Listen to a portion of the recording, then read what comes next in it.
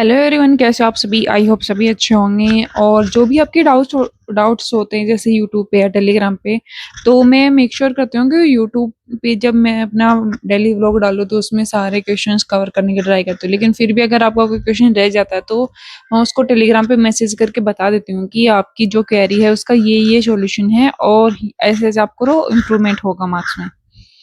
तो उसके अलावा जो आज जो क्वेरी आई थी या फिर कल जो क्वेरी आई थी वो थी कि सबसे ज्यादा कि सीए वाले सेक्शन में हम पीडीएफ बनाएं या नहीं बनाएं। देखो, वो अपनी खुद की पर्सनल चॉइस होती है।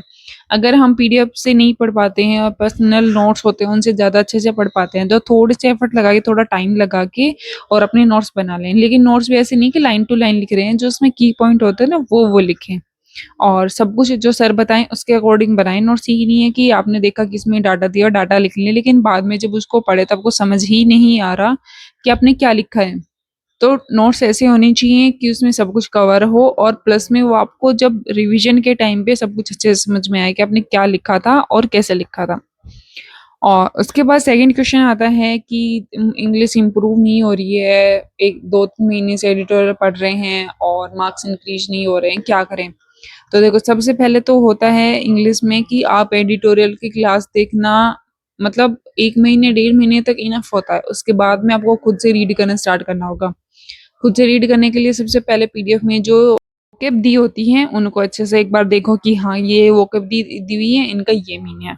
उसके बाद में सर की क्लास से या तो पीडीएफ से किसी से भी आप मतलब अच्छे से रीड कर सकते हो। आपको ये लगता है कि एडिटोरियल आपको समझ नहीं आएगा तो वो आप क्लास से कर सकते हो। अगर आपको ये लगता है कि हाँ, एडिटोरियल थोड़ा इजी है तो उसे आप पीडीएफ से भी पढ़ सकते हो।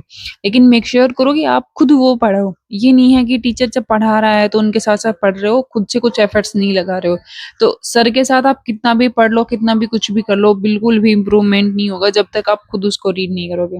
विशाल सर यही एक सबसे अच्छी चीज करवाते हैं कि वो पहले खुद पढ़ने के लिए टाइम देते हैं, उसके बाद में क्वेश्चंस करवाते हैं आरसी वाले, और उसके बाद में समझाते हैं कि पैसेज में क्या दिया हुआ है, क्या उसकी समरी है, क्या उसकी थीम है और क्या उसमें ऑथर है, वो उसका मतलब वे कौन सा है, क्रिटिकल है या एनालिटिकल है, क्या कौन से वे से वो पैसेज को लिख रहा है। तो सारी पूरी डिटेल्स बताते हैं सर इसके अंदर। और आरसी क्वेश्चंस कुछ डायरेक्ट होते हैं, कुछ इनडायरेक्ट होते हैं, और प्लस में सर अब डिस्क्रिप्टिव के लिए भी टॉपिक देना स्टार्ट करते हैं। वो क्लास करने के बाद में हमने बनाई थोड़ा सा चीला, और उसके साथ बनाई थी थोड़ी सी चाय। चाय तो मैं अकेली पीती हूँ और तो कोई नहीं पीता है। तो चीला बनाए थे और पहली बार बनाए थे तो थोड़ा सा अच्छे से नहीं बना, और चाय बहुत टेस्टी बनी थी। तो चाय पीने के बाद में मैंने स्टार्ट की क्लासेस देखना। तो देखो ना, ये होता है कि हमें डेली डेली पीडीएफ यहाँ से ढूंढो वहां से ढूंढो, तो उसके लिए मैंने एक फोल्डर बना रखा है। उसमें मेरी जो भी पीडीएफ है ना डेली टारगेट की, वो सारी मैंने डाउनलोड करके रखी है।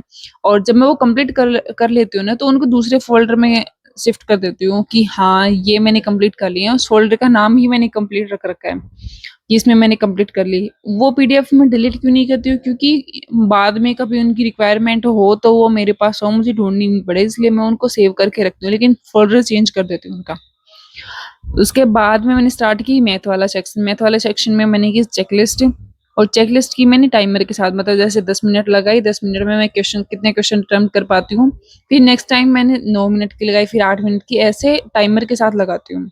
और आज एक क्वेरी थी कि हमारे तो अरिथमेटिक के क्वेश्चंस नहीं बनते, मैंने सारा बेसिक्स वगैरह सब कुछ कर लिया है। तो देखो, सबसे पहले आपको क्या करना है, क्वेश्चंस को अच्छे से रीड करना है, उसमें क्या दिया हुआ है वो देखना है। उसके बाद में वो क्या पूछ रहा है वो देखना है। उसके बाद आपको क्वेश्चन बनाना स्टार्ट करना है।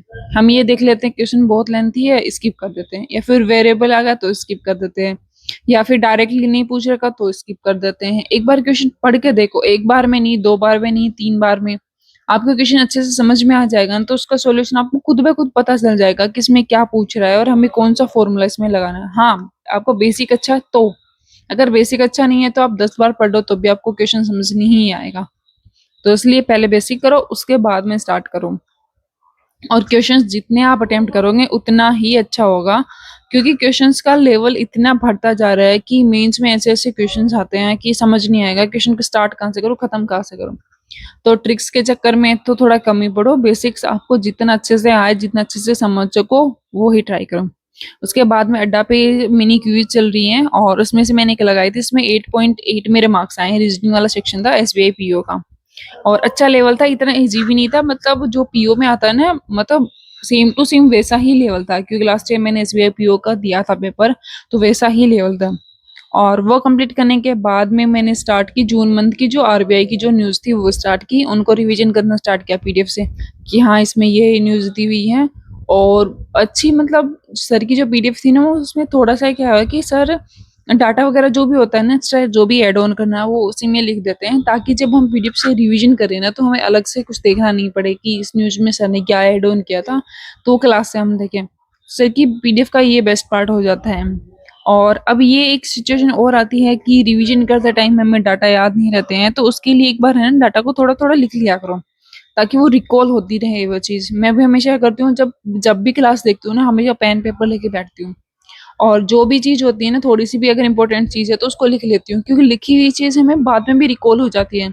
अगर लिखी हुई नहीं है, मतलब रिकॉल तो हो जाएगी, लेकिन वो एग्ज़ैक्ट याद नहीं रहेगी कि हमने क्या लिखा था, क्या पढ़ा था उसके अंदर। तो जब भी आप पढ़ने बैठो तो पेन पेपर साथ में हो, ताकि थोड़ा-सा डिस्ट्रैक्शन कम हो, और आप थोड़ा-थोड़ा लिखते रहोगे तो क्लास में ही ध्यान रहेगा आपका। इधर-उधर नहीं जाएगा कि आप पढ़ यहाँ रहे हो, सोच कहीं और कर रहे हो। साथ-साथ में लिखने का यही पार्ट बेस्ट पार्ट होता है। तो अप्रॉक्स मैंने 2 घंटे के अप्रॉक्स में ये क्लास मतलब पीडीएफ कंप्लीट कर ली थी। इतनी लेंथी नहीं थी, क्योंकि सारी क्लासेस मेरी देखी हुई थी और सारी न्यूज़ मुझे याद थी मैक्सिमम टू मैक्सिमम, तो इतना टाइम नहीं लगा मुझे इसमें देखने के लिए। और बाकी अगर मेंस के लिए या प्रीलिम्स के लिए या फिर कोई भी क्वेश्चन की क्वेरी होती है, तो आप मुझे मैसेज कर सकते हो। और यही था आज का मेरा दिन। Thank you so much.